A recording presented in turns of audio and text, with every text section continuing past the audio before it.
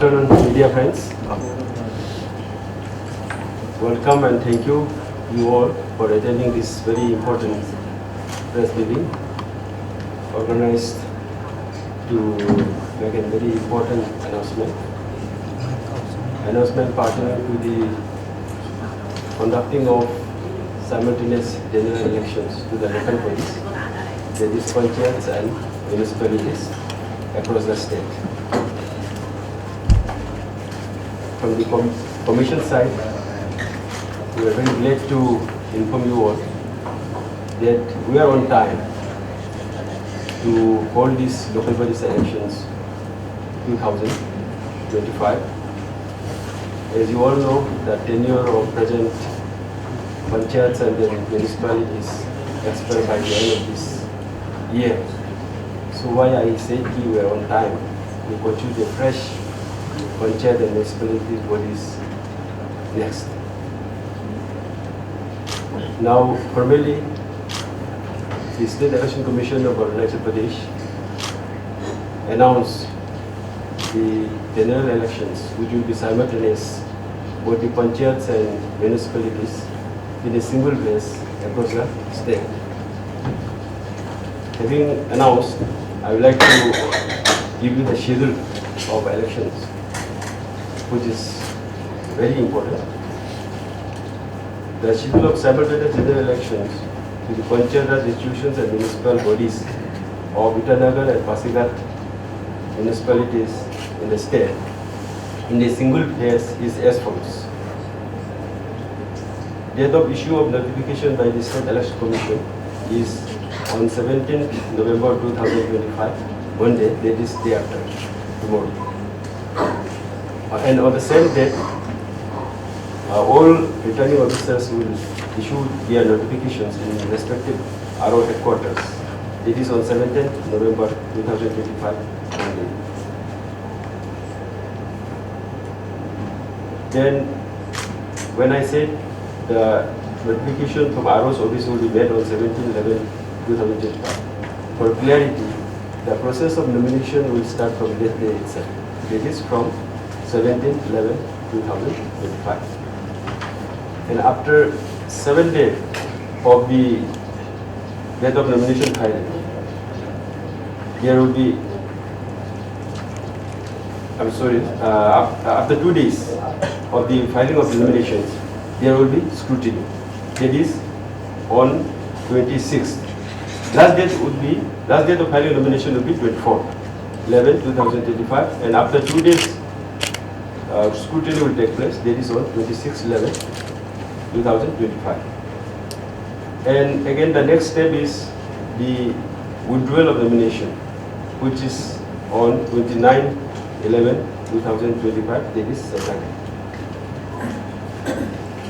And date of poll, the electors would go to poll on 15th December 2025. And it will be followed by counting on 20th December 2025. After that, within 3 days, the whole process of election will be completed. So that is the schedule. I think we will be circulating hard copy also to all the media friends. If any clarity, you can just get it clarified. Now, having said that, this will be the 12th general elections since NEPA Panchayat Raj Regulation 1967. This will be the 12th general elections with the Panchayat Raj. I am not talking about the municipal. For Panchayat Raj institutions, this will be the 12th general elections, because we had 7 times elections under the Panchayat Raj Regulation 1967, and then 4 times under the current act, that is Arunachal Pradesh Panchayat Raj Act 1997. So 11 times we have already done. So this time will be the 12th elections. And give us the data of total seats in panchayats. That I will give you. And for municipalities, of course, we have had elections second time already. Now this will be the third elections with municipalities of Itanagar Municipal Corporations and then Pasighat Municipal Councils. Now you will be eager to know for how many constituencies of panchayats and the municipality wards the electorate will go to the polls. Then I am coming to that. There are total, as you know, 27 Zilla Parishads in 27 districts. So that 27 Zilla Parishads consist of 245 Zilla Parishad constituencies. Means electorate will elect against these 245 Zilla Parishad constituencies for Zilla Parishad members. And we have 2,103 Gram Panchayats, having 8,181 Gram Panchayat constituencies. Have you got the point? So similarly, for municipalities, the Itanagar Municipal Corporation is having 20 wards, corporate wards, and Pasighat Municipal Councils is with 8 municipal council wards. Now again, another interesting, you may like to know that how many total electors will go to the poll. Means how many voters we have in the state in case of panchayats and then municipalities. So in total, we have for Panchayati Raj Institutions 7,59,210. I repeat, 7,59,210, and for municipalities 72,438. So overall, summing up both PRIs and then municipalities, total electorate in the state is 8,31,648. So this is the total electors in the state going to polls for panchayats and municipalities.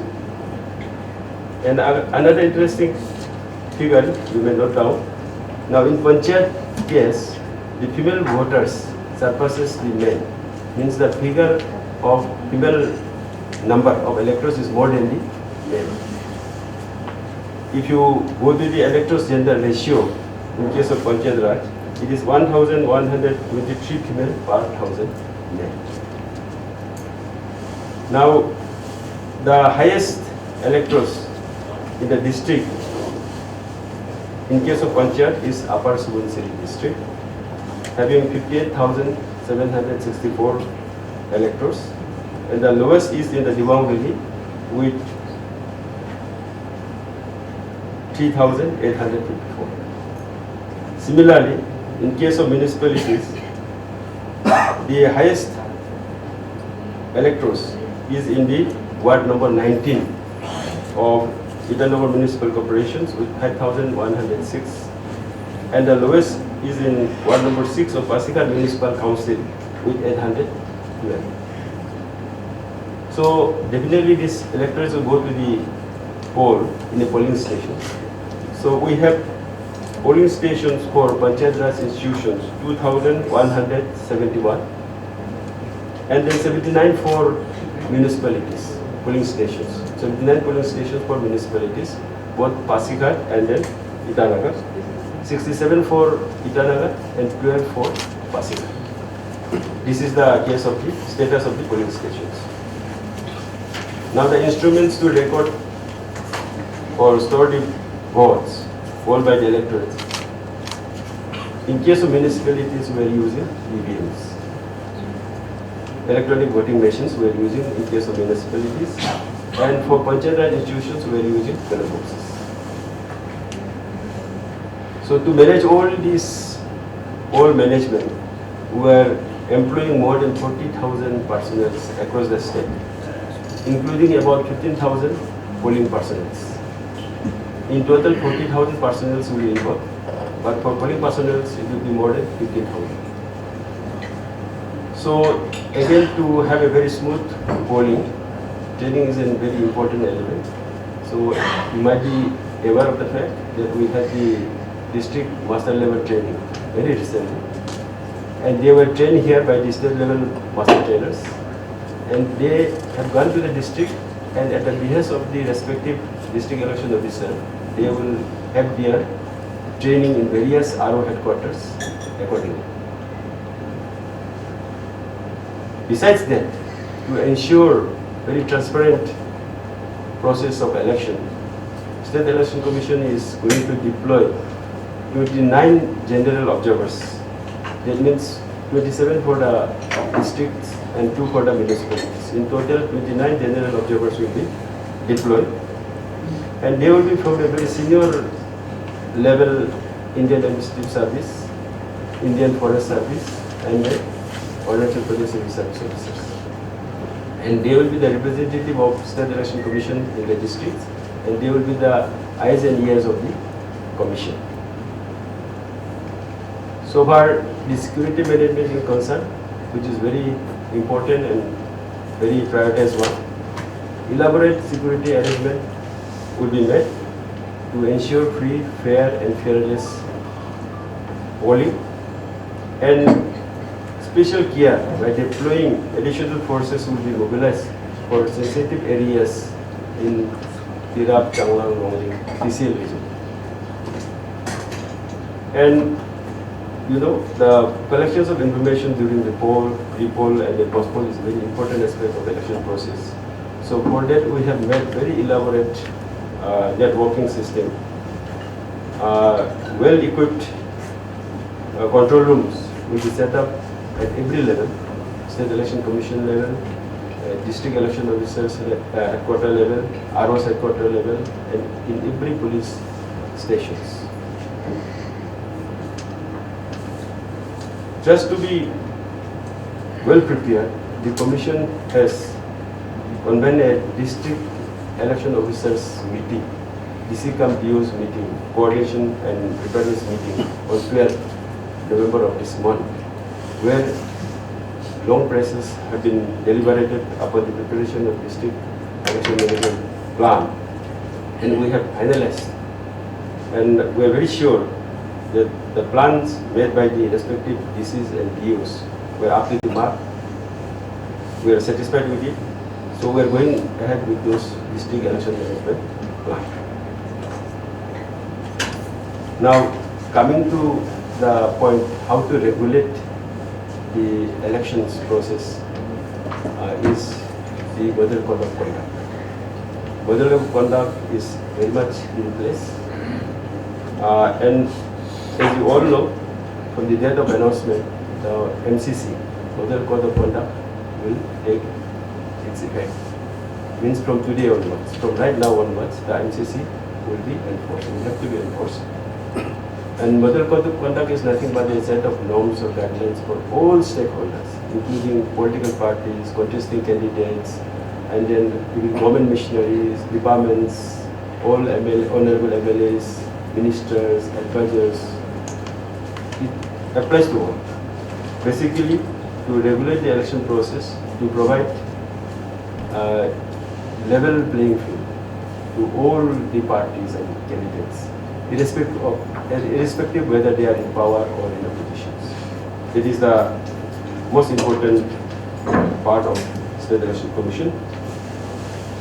Now, at the end, because basic things I have already apprised you, at the end, the State Election Commission, therefore, would like to appeal all the stakeholders, including state governments, political parties, contesting candidates, and particularly to electors, to cooperate, to extend their helping hand, so that very free, fair, and peaceful election would be held, in order to ensure that the grassroots level local self-governance is strengthened. Because as you all know, this grassroots level local self-governance institutions are the third pillar of the democracy. And that's how by full participation of everybody, the very dream of the father of nation, Mahatma Gandhi, of having Swaraj, Gram Swaraj across the country is fully and benefited to all. So thank you. With this, I think I wind up the press meeting.